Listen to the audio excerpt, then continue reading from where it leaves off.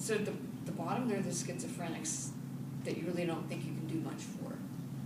At the top, there are the quantified self people who are asking for iPad apps, visualizations. They'll take the data, they'll monitor themselves, they'll do really interesting things, they'll take care of themselves. They're the ones who go into the doctor's offices and, depending on the doctor, either frighten the doctor by asking too many questions, or are insubordinate, or don't listen, or whatever.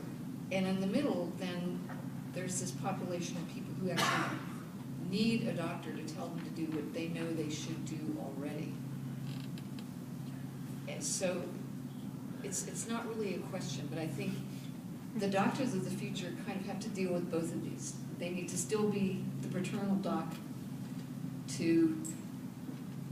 I'll always remember having a plumbing problem, and when the plumber offered to show me the pipe, I felt like somebody being offered to look at their mammogram or something. No, I don't want to see that, just fix it.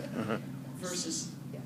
So let me just, so as the doctor of, doctors of the future, what can we do to really move the needle in taking care of our patients? And I think 99% of healthcare occurs outside of the office.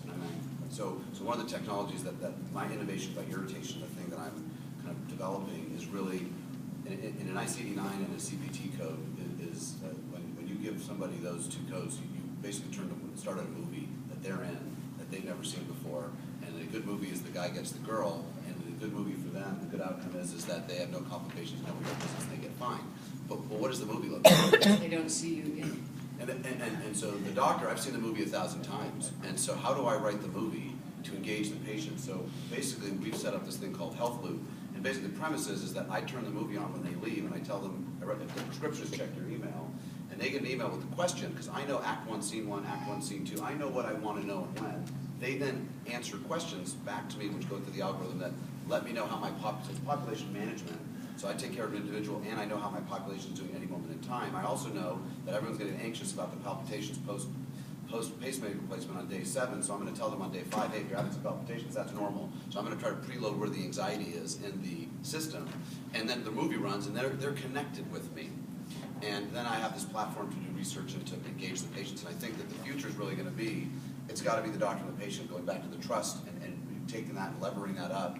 And when you get engaged patients where you can teach them what they should expect on which day about their treatment, and you can give them educational tools in this platform, and they feel like you're connected to you, we're seeing pretty interesting things there. So.